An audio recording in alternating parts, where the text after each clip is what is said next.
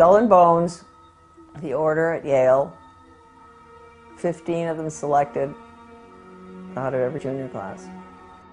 They paid. Wall Street financed Hitler, financed Stalin, creating communism, which is what they did. That's all very bad, and Skull and Bones is all involved in that with the order. They concerned the build-up of the three types of socialism: Bolshevik socialism in Russia, what we might call welfare socialism in the United States, and Hitlerian or National Socialism. And each book examines the financing and the contributions made by Wall Street, by international bankers, to the development of that specific form of socialism. It also was involved in changing the American education system from a classical academic, brain-oriented thinking, destroying that, and imposing an animal training method, which Skull and Bones was deeply involved, and I think I would just say the only entity at that time deeply involved, and managed to bring that wretched system of operant conditioning, Pavlov, Skinner, whatever you want to call it, animal training, out of the laboratory in Leipzig, Germany, Wilhelm Wundt, and get it adopted by leading American educators. Motivation and reward are crucial factors in learning. A motivated animal will learn any response which occurs and is promptly followed by a reduction in the strength of the drive.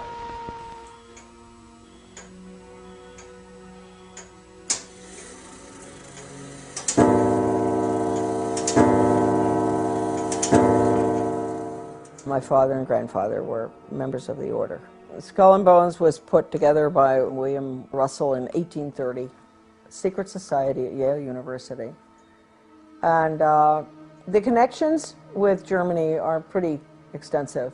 You know, the Illuminati, I think, it's got to be, I think that there's a lot of research out there that I haven't even read that is there, that does connect it with the Illuminati. And the Illuminati, of course, was Bavarian Marxist society based on destroying the family, destroying the church, which at that time was Catholicism, destroying religion, destroying national entities, boundaries, no more. I have, you know, the Proofs of a Conspiracy by Robeson, an original copy of that, and it says right in there, you know, where the order, it's interesting, the order, right? The goal was to, just as I said, down with the family, down with the royalty. At that time, governments were royalty, and they were religious. That was Western European, right?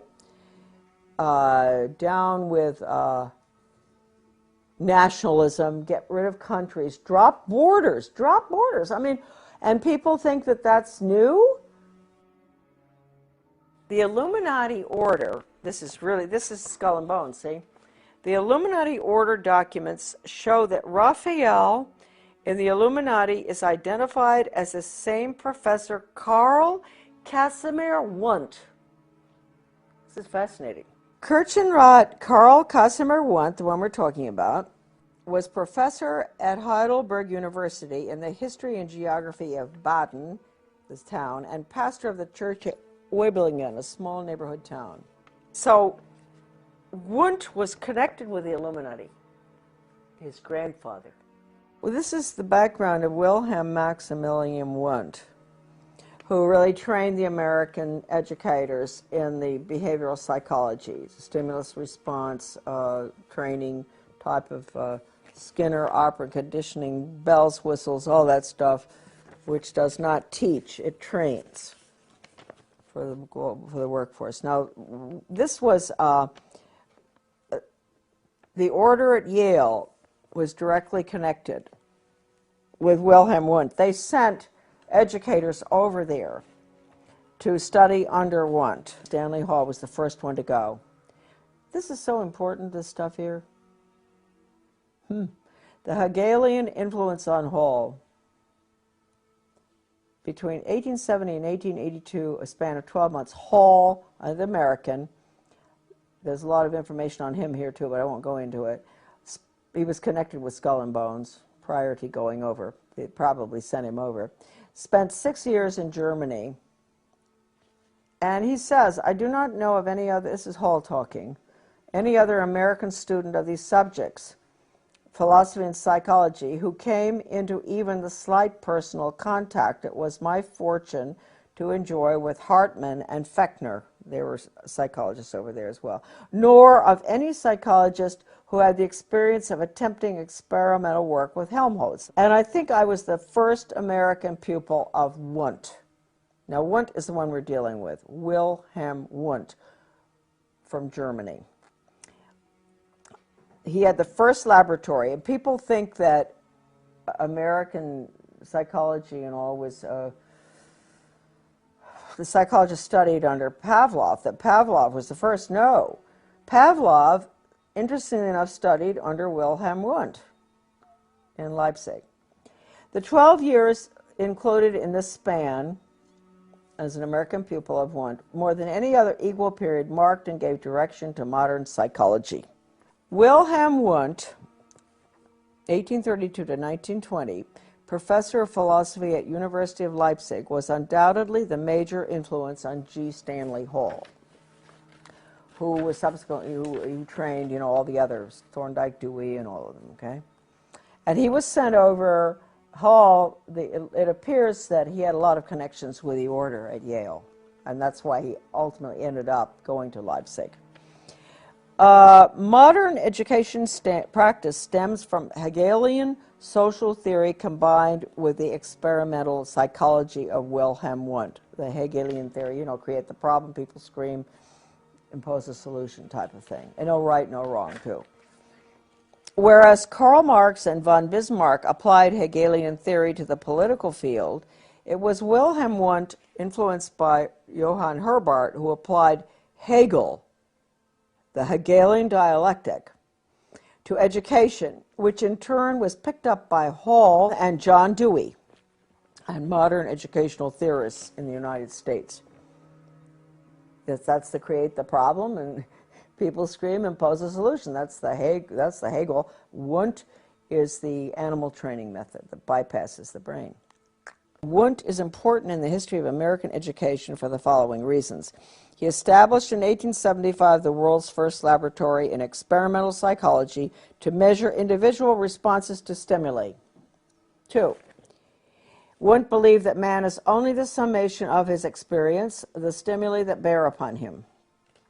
It follows from this that for Wundt, man has no self-will, no self-determination. Man is in effect only the captive of his experiences, a pawn needing guidance. 3. Students from Europe and the United States came to Leipzig to learn from Wundt the new science of experimental psychology.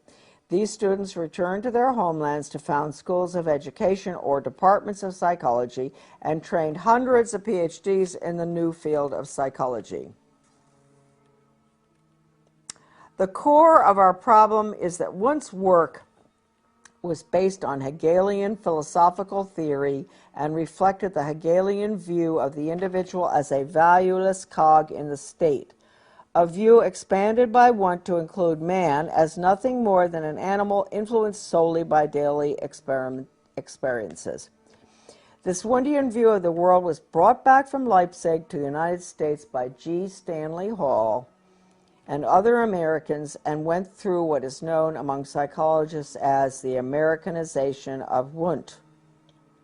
Although Hall was primarily a psychologist and teacher, his political views were partially Marxist, as Hall himself writes, quote, I had wrestled with Karl Marx and half accepted what I understood of him.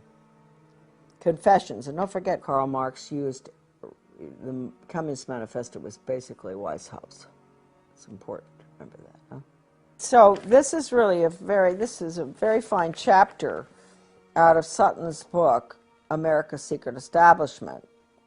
This is a chapter, How the Order Controls Education.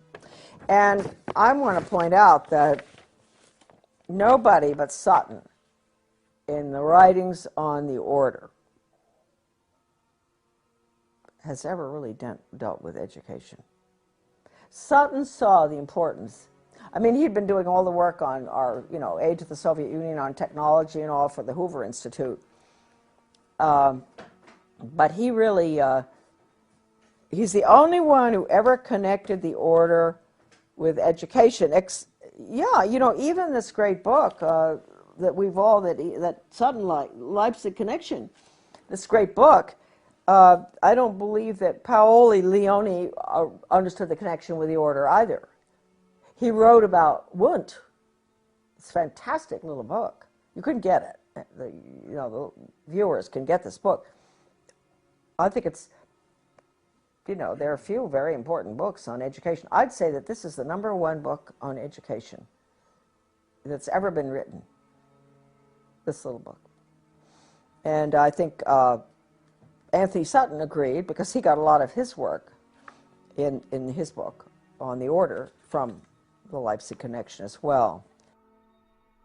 If we want to start with the condition of the average American right now, who has been conditioned by the television and in the schools and pretty much in daily life, you know, with the community councils and all, it goes away from the individual. Everything is to get, well, John Dewey said it, we have to get rid of the individualism.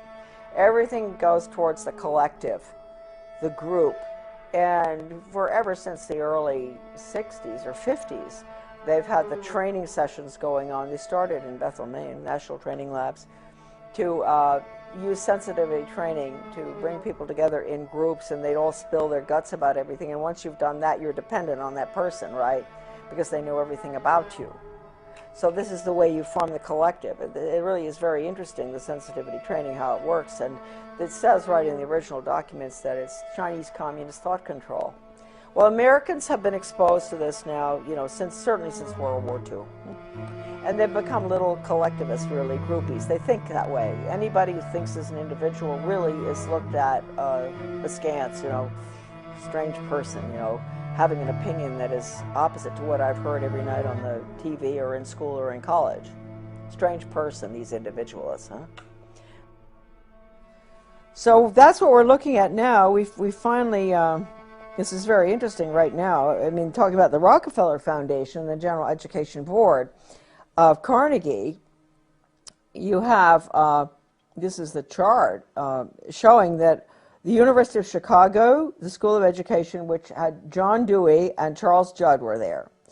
Columbia University Teachers College, John Dewey Thorndike, who had his pet chickens that he trained, James E. Russell, and then James McKell in the Department of Psychology at Columbia. All of those were all funded, and Hopkins Medical School, by Rockefeller Foundation's General Education Board and Carnegie Foundation. Now, when you think back to everything I've been talking about, the Carnegie Conclusions and Recommendations to change the American education, 1934, to change American education from the standard, you know, classical education that we have, basically to outcomes-based ed, because Carnegie, after they wrote that nifty little blue book that outlines a socialist America using Carnegie's views, they had something called the 8-year study, the Carnegie Corporation, which we didn't realize until I read something in the Education Commission of States used to have, or still does, maybe in Denver, has a newsletter. And I was reading it one day, and at the bottom of the page, I just saw something, and it said, OBE is simply because we were fighting OBE, outcomes-based education, performance-based education for workforce training, performance. And I turned the page, and I said, it's just a rerun, virtually, of the Carnegie Corporation's 8-year study in the 1930s. And I went, what? And then we went and we got the whole 8-year study out of the University of Georgia library, because the editor of my book lives in Athens, Georgia. And we got the 8-year study. And the 8-year study actually is what they're putting in right now. It's the no grades. It's removing the Carnegie unit, which requires the old Carnegie unit. You guys went through it in school. You know, we all did. 4 years of math, 4 science, 4 English, 4 history, whatever, in order to graduate.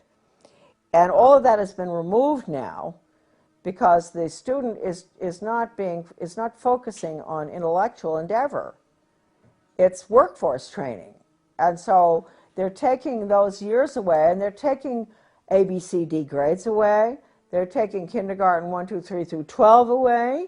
And the whole thing is an open system where the child proceeds at his own pace and has his own test. He's not being compared against anybody else, no competition.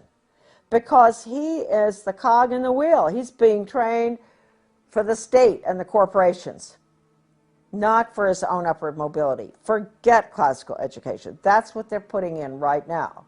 They're calling it Reinventing Schools Coalition.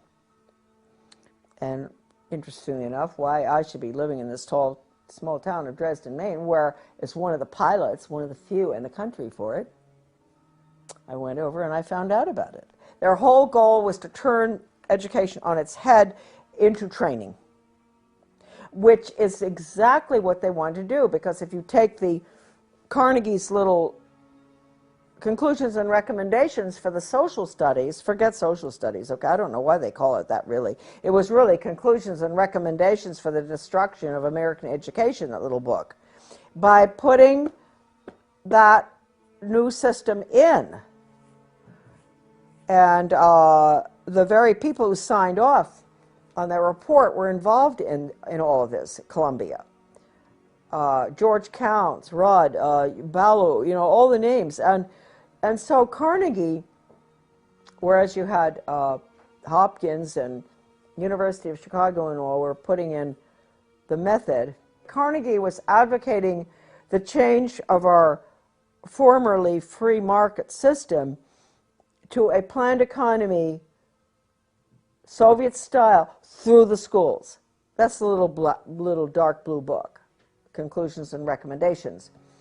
That is recommending a new form of government and economic system for the United States, and it clearly states in there the American people are going to have to get used to this, because this is the new order. That these barriers are breaking down all over the world. We've got to have a world system and all. You know, this is all. I mean, this isn't direct quotes, but this is what the book tells you, and that the curriculum has to be completely revised from the old classical curriculum to focus on world government, basically. That's that little 1934 book. So at the same time, you had Columbia University and Dewey and all of them.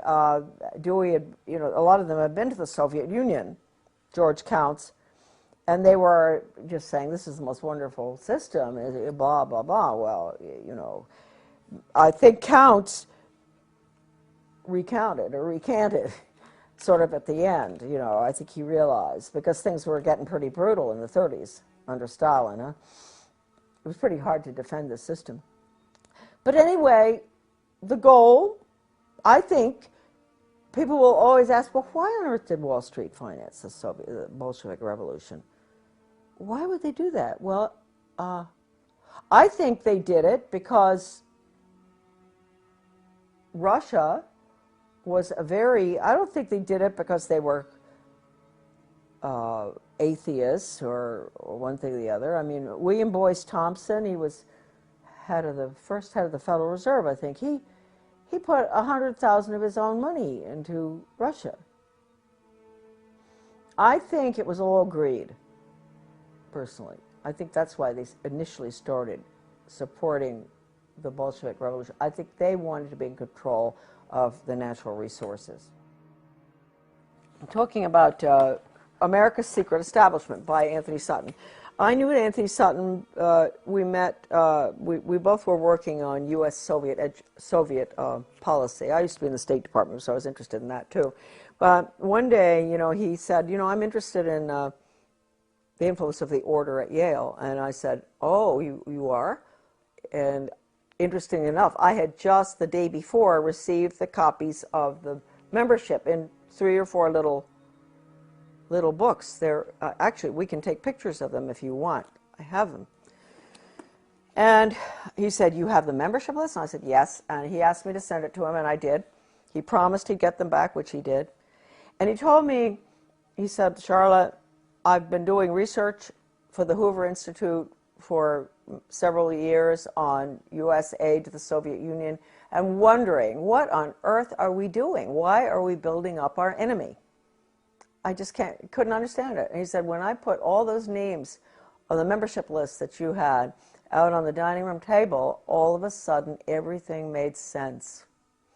I saw the names of these very important people who were all involved in the defense contracts, who were involved in education going way back, everything. I saw what they were doing. And that was when he became, you know, even, he really started focusing.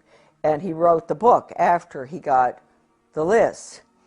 And I've always really liked that. This is a really good quote here that I like to use, because not just because the fellow that he's quoting was a friend of my father's, sort of interesting, but because it tells you exactly how important the Order of Skull and Bones at Yale is.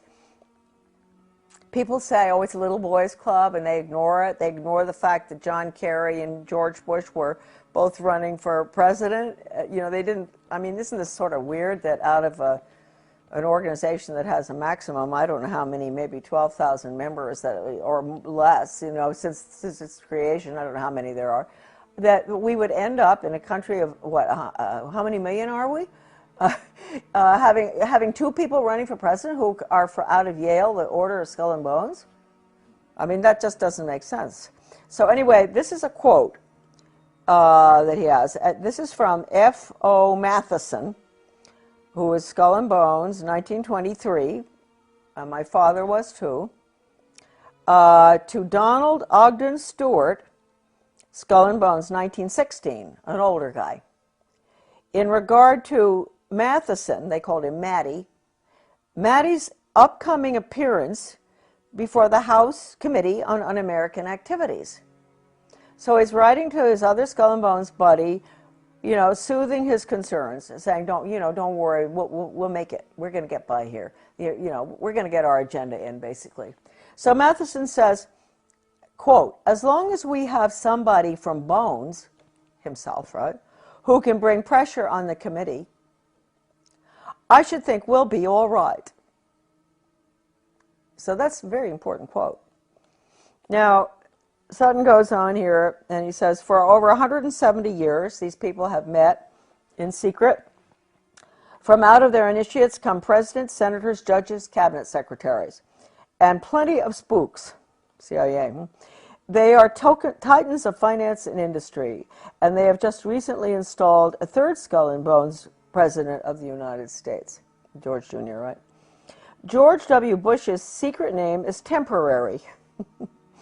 His father, George H.W. Bush's Bones name is Magog, and his grandfather, Prescott Sheldon Bush, stole for the order one of their prized possessions, Geronimo's skull.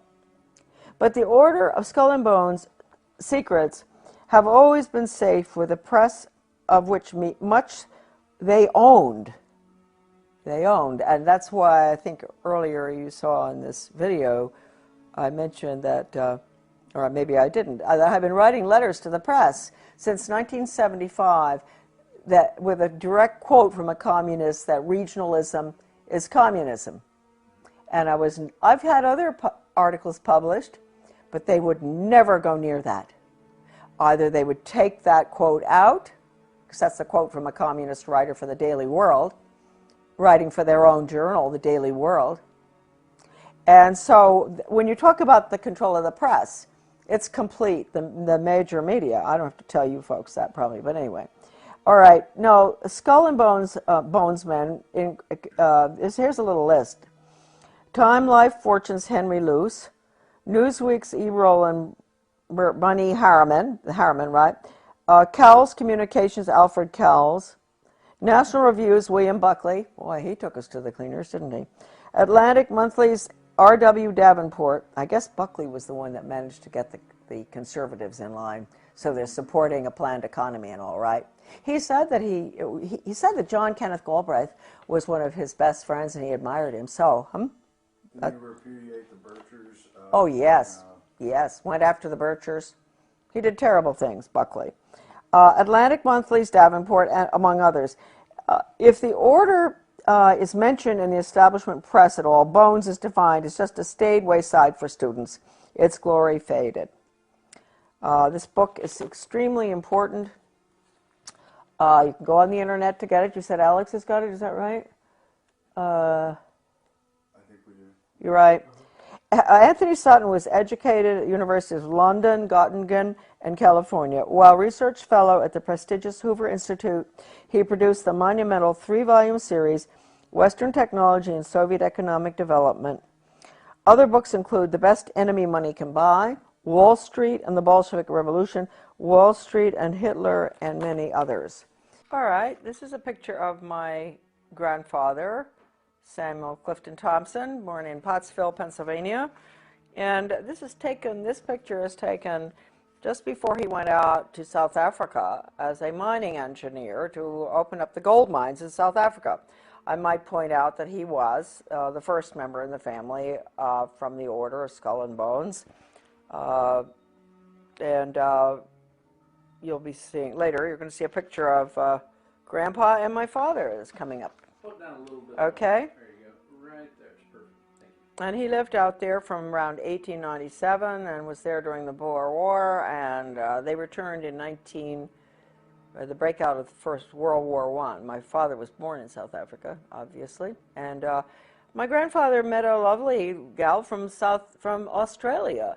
That was my grandmother, and she had come, this is a very interesting story. She had come over with her father and 12 siblings on a sailing ship from Australia to Cape Town.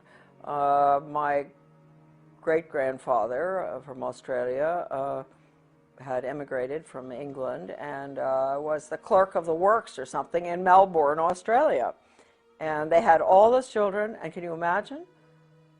Traveling on a sailing ship back in 1895 or something with all those children. And anyway, my grandfather somehow met, we don't know how, my grandmother. And they were married in Johannesburg in 1902. And he was a member of the Order at Yale, and he was very close to Sir A. Bailey and some of the Fabian socialists. I don't really know what role he had in the activities of the Order, but I would imagine some, because it was pretty big time gold mining, and he was very instrumental in opening up the mines there. So that's Grandpa Thompson. Here is a picture of the same Grandpa a little bit later with my father and my sister, Victoria. And that's Grandpa. He's being very grandfatherly. This is probably around 1930, this picture. And that's my dad holding on to my sister, my dad Clifton, who subsequently was tapped for the Order for his class at Yale. And with Grandpa, the one that I spoke to you about, who was the mining engineer that went from Pennsylvania to South Africa to open the gold mines in the late 1800s. This is an interesting picture here, which shows, I think that this looks like a bunch of skull and bones friends. I do believe. I'm going to show you the picture and then I will identify a bit for you. The one in the front row is Charles Spofford. And then we have my father. I'll explain a little bit. It's difficult to hold this up, but the one in the front row in the middle is Charles Spofford, a very close friend of my father's, and I really like Charles Spofford a lot. He ended up being the legal counsel from Davis Polk, Wardwell, Sunderland, and Kendall, for the Suez Canal Company, and many, many other high positions. He rose to the top, getting all sorts of honorary medals from foreign governments in Europe and everywhere, and counsel on foreign relations, and a lawyer, and a very, very decent, nice man. He close to my father. He died about 25 years ago, I guess. He was an interesting man. He was born in California, I believe, and unlike the other Bones characters that were in that class, friends of my father's. He had not been to prep school, one of the fancy prep schools on the East Coast. He went to public school in California, which I do believe they must have had extremely good public schools back then, because Chuck Spofford was quite a scholar, and he was a very good musician. And very high up he became after World War II, which he served in Europe as a lieutenant or something. After he got out, he was promoted way high up to one of the top positions in NATO, the North American Treaty Organization, and went on to be very influential in diplomatic circles. This is coming from being a boy in the public school system in California, rising to just really the highest heights imaginable. So that's Chuck. The other members that are shown there are close friends of my father's, Rebel McCallum and Fred Haynes, I think. I'm not going to tell you where they all are. My father is in the picture somewhere there in the second row, I think. And Edwin Blair, who was called Mr. Yale always because he was a great fundraiser for Yale. And so he was Mr. Yale. He was also the gentleman that invited my dad to go out to Bohemian Grove for 1 week or whatever it was. That it was through Edwin Blair that my father did go out there, and when he returned, you know, he wasn't terribly impressed with what was going on there. He said the food was excellent, the lectures were pretty good, everything was done very nicely, but he would never go back. So I'm making excuses for my dad because I don't think he was ever really very happy with the agenda, the Yale agenda, the orders agenda, although he stayed close to his friends. As you can see in this picture, they're all having a very good time on someone's boat or on the dock somewhere.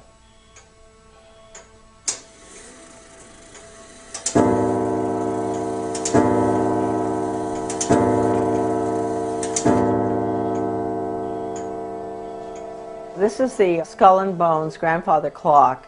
These clocks were given to members of the order when they got married. And my father was married in 1927, I believe, and he ordered the clock from a clockmaker in South Carolina, and I think that the order pays for the clock. And it was a gift, and all of them receive a clock when they get married. I believe that's the case. And we had it in our house from the time I was born, of course, and I remember it best because it's so mellow, and I would, as a young child, you know, waiting for Santa Claus to arrive, go to bed at night, and the clock would, you know, go off at every hour. And my mom and dad, of course, were putting things under the tree and giving Santa Claus his peanut butter sandwich and banana. And I was sleeping and listening to the clock. And then finally around, you know, 5, it would strike 5, then 6, and I'd know, well, I can get up now. And I'd run down, and Santa Claus had been there, and the sandwich had been eaten, and the clock would strike 6:30, and then everybody would have to come down and deal with me. So I just have great memories of the clock. And what the significance is with the clock. Dad used to always say, he was very firm about that. He never told us why, but don't ever let the clock wind down. Keep the clock wound sharp. And always keep it 5 minutes ahead. And what that means, maybe it means they're 5 minutes ahead of everybody. The order has to keep 5 minutes ahead of all of us. And don't let it wind down, because if you did that, they'd be getting 5 or 10 minutes behind or more. And as a member of the family, you never talk about the order. My father never discussed anything about the order of any significance, really. Although, as we said earlier on, most of his friends were very close. Very close friends were the order, and all of them, all the ushers in his wedding, were Skull and Bones. The order, and friends all the way through life.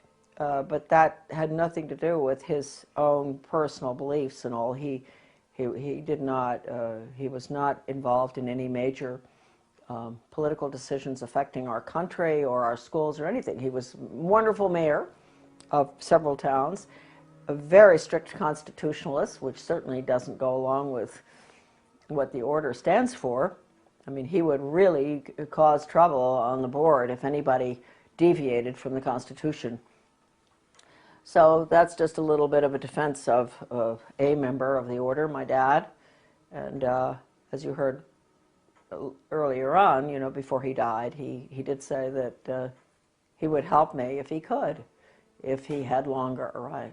So hopefully there are more members who've come to that conclusion, and maybe someday we won't have a problem with the order. I hope that the order doesn't continue causing all of us the problems that it's caused in the past, so especially in education. Now we're going to get into the books. The books were originally, they'd never published the list of members in book form before. At least that's what my father told me. One day when he was ill, this is the catalog of the membership of living members, volume 1. I think it's around 1978, the date on this. Well, that one's 1977. Let's take a look at this. Oh no, see, this is October 1983. This is what happened. Dad, I was taking care of my father. He was dying of cancer in New Jersey, and my sister and I would rotate, go down there. We didn't want to put him in a nursing home. So one day, it was pretty close to the end of his life, the mail brought these 2 books in the mail, which are, one is this one, Volume 1, The Living Members, the catalog of the living members as of 1983. And this is the catalog of all the members as of May 1977. This is the living and the dead. As of May 1977. So this is really the updated one right here. Anyway, I was opening the mail because my father wasn't well. I was taking care of all the business things and mail correspondence, and these arrived, and so I took them into Dad, and he said, "God," he said, "they're getting pretty fancy up there in New Haven." You know, he said, "What are they doing? Never been in book form before." And that was his little comment. And so I said, "Well, it is, you know." So we around that time, I was working with Anthony Sutton on something, because I was always very interested in U.S. policy towards the Soviet Union, and he had done such remarkable work, aside from his great book, which came out subsequently on the order, but his work at the Hoover Institute in regard to United States transfer of technology and all sorts of information and money, etc., to the Soviet Union from the time of the Bolshevik Revolution. And so Sutton was very highly respected in that field, and he told me, it just was a fluke really, that he happened to call right at the time when the books had arrived, because he said he couldn't understand what it was all about. And I said, "Well, you may be interested, I think, you know, in the order at Yale." And he said, "I am." He said, "I am interested in that." He said, I don't understand the connection." And I told him that I had the lists in book form. And he said, "You do?" And I said, "Yeah." And he said, "Would you mind lending them to me?" And he said, "I'll get them right back to you, I promise." And I believed him, and I sent them, and he did get them back. And he called me, and he said, "Charlotte, with all the research I've done through the years on U.S. aid to the Soviet Union in every imaginable aspect, once I got these lists copied," he went to a copying place to get it done. He must have done a pretty good job because they're still in good shape. I put them down on the dining room table, and I looked, and all of a sudden I knew I had found what I was looking for.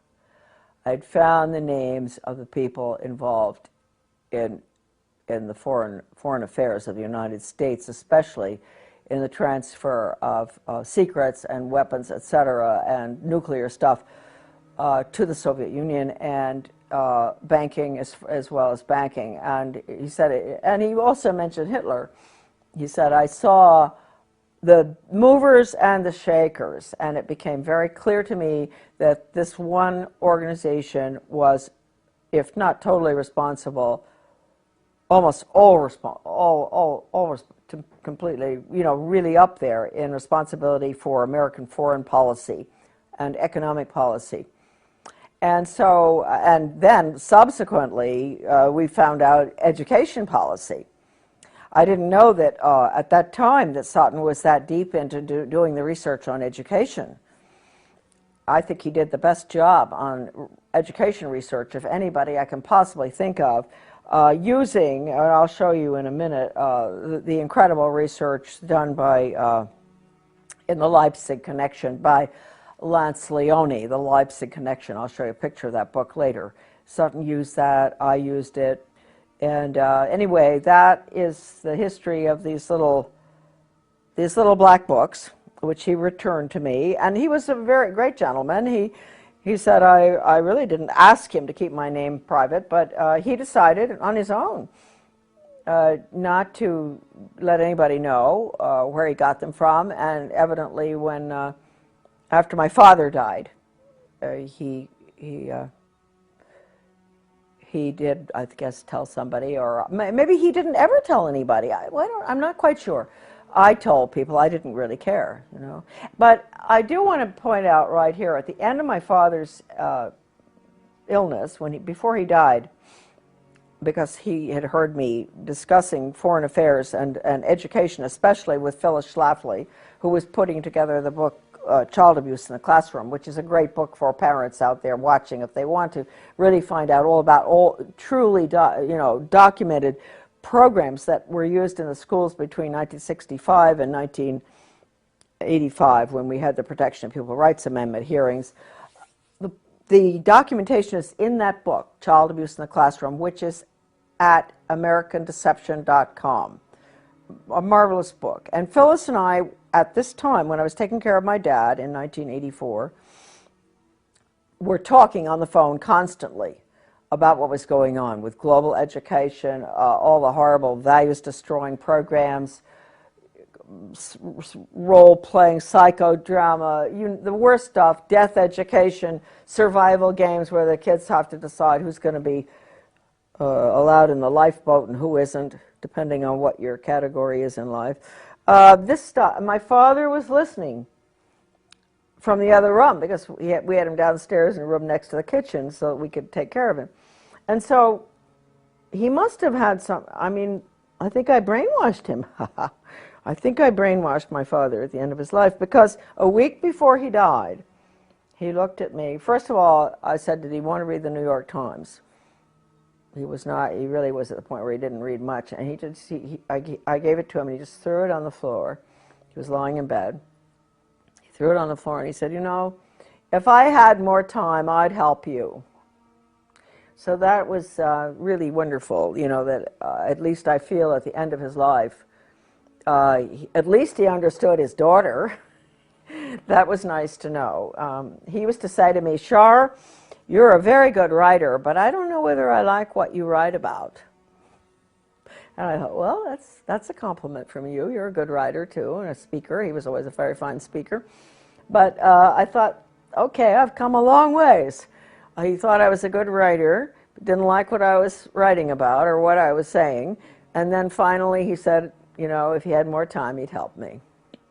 So you can say that I'm not making excuses for Skull and Bones members, but you could say that a good percentage of each class is really quite innocuous, even though they may still go to the island, where they have the camping and all that, and Dad did that, and even though they may be bound to vote for the Skull and Bones candidate, like my father always voted for Bush, and my mother was a Southern conservative who would vote for Barry Goldwater, or make a mistake like I did and vote for Reagan. So their votes always canceled one another out, because Dad would have voted Skull and Bones candidate no matter what. Maybe they take a pledge or something, I don't know. Let's go for Dad. Thompson. I think I am even mentioned in this evil little book. Yes, I am. Thompson, 1924. There's Thompson. There's Thompson in 1924, and you will see there where he was born and where he went to college, that he was married to my mother, that he was mayor of several towns. He was a very civic-minded person, and everybody loved him. He always got elected. The most generous person on earth that ever existed. If anybody had a problem, you know, he'd be right in on that, offering to help out no matter what. And he was a vestryman at the Episcopal Church, and I don't know what else Dad was, except he was the order at Yale. Anyway, did you get that picture okay? I did. I can even see your name on there. Oh, good. So it says 1924, law retired, born January 3rd, 1903, Johannesburg, South Africa, where he resided, Moseley Road, Far Hills, New Jersey, worked at Appleton, Rice and Pear in New York, counsel and director, SEBA Corporation, 4664, mayor, Sands Point, New York, 40 to 47, member, Township Committee, Mendham, New Jersey, 61 to 71, married June 4, 1927, Charlotte Dyer, and daughter, Victoria Romig, and Charlotte. My goodness, my name is in the Skull and Bones little black book of members. I didn't even know that, huh? Well, good for you, Charlotte. I wonder what they say about me. Oh, they're so all to themselves. They probably don't even know about me. They probably don't even know about Dad anymore. So now we have, oh, this is an interesting one here. Oh, look at all these bushes. Bush, bush, bush, bush, bush, bush. How about it? Let me give you a, there we are, look. Bush, 1948, George Herbert Walker. Well, we're already, oh, my representative to the UN, chairman of the Republic. This is a good one. George Herbert Walker, born in, you know, he must have graduated in 1948, right? And born 1924 in Milton, Massachusetts, director CIA, Washington, D.C., residence in Washington, and President and Chairman Zapata Offshore Company, 58 to 66, member U.S. Congress, 67-70, U.S. Permanent Rep to the United Nations, Ambassador, 71 to 72, Chairman, Republican National Committee, 73-74, boy, he doesn't give up, does he? Chief U.S. Liaison Office, Peking People's Republic of China, 74-75, Lieutenant, junior grade, U.S. Navy, 42-45, 3 air medals, married January 6 to Barbara, 1945, children, George W., 1968, John E., Neil M., Marvin P., and Dorothy. Yep, okay. Then we have,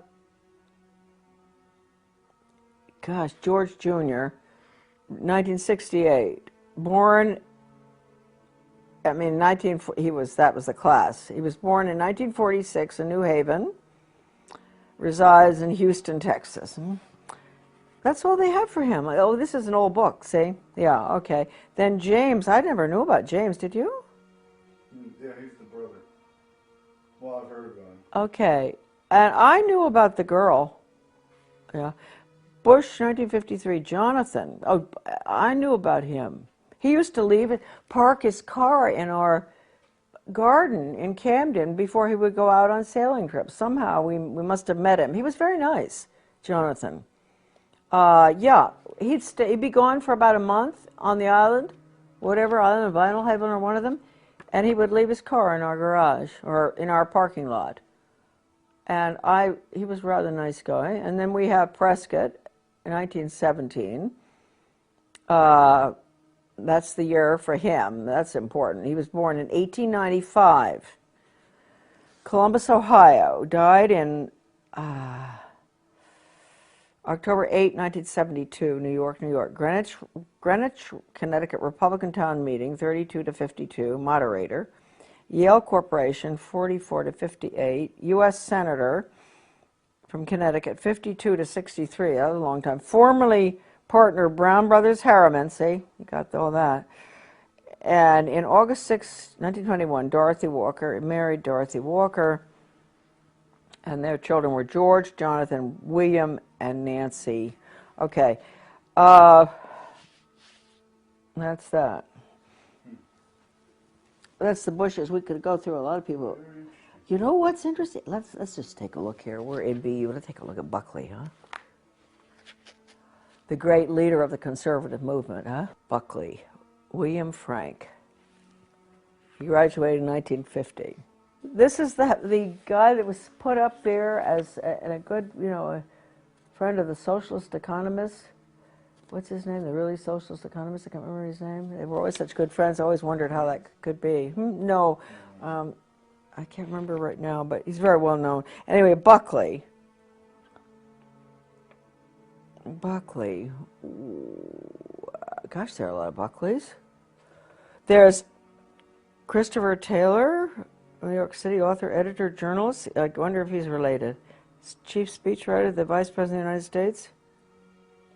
Buckley Fergus Reed, writing, Paris, France, novelist and lecturer. They're all in media, right? It could well be they're related, huh? Then we have James, he was Bill Buckley's brother. A pretty good guy, I believe.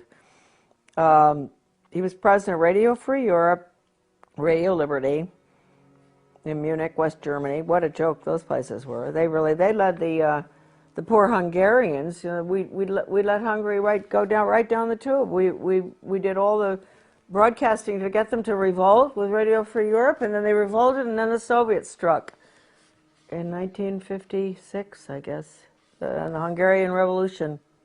Horrible. So that's what Radio Free Europe did.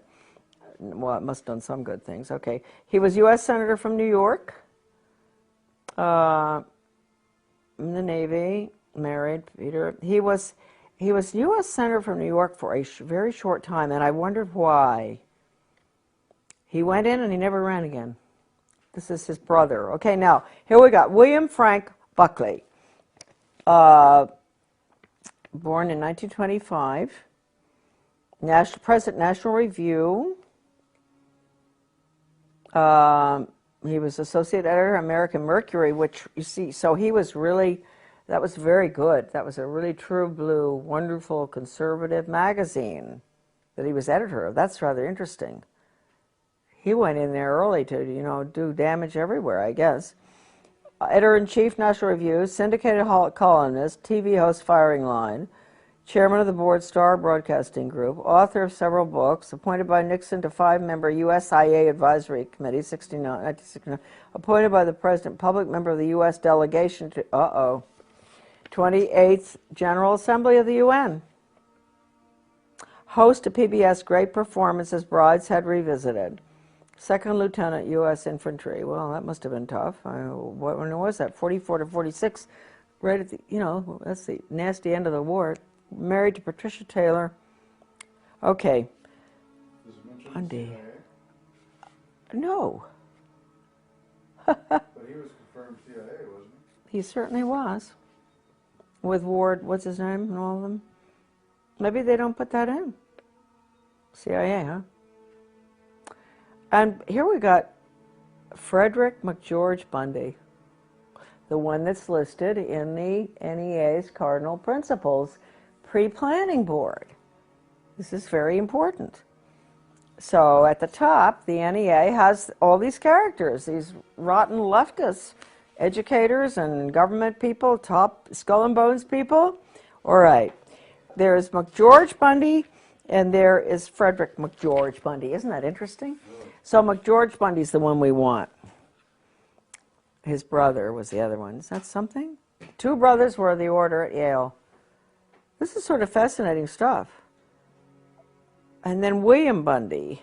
All right, McGeorge Bundy. And remember that he was listed on the NEA's Cardinal Principles Revisited, 1976, which was the total international world government document, education for world government, basically. He was listed with all the rotten educators, Theodore Sizer, oh, everyone you could imagine. And anyway, here we go. And Rockefeller, David Rockefeller, which makes one ask at the top of the NEA, how many teachers know that the NEA at the top is allied with the Rockefellers and the insiders and the establishment and the very people that everybody will tell you the NEA abhors. So anyway, here we go. George Mundy, born 1919, professor of history, NYU,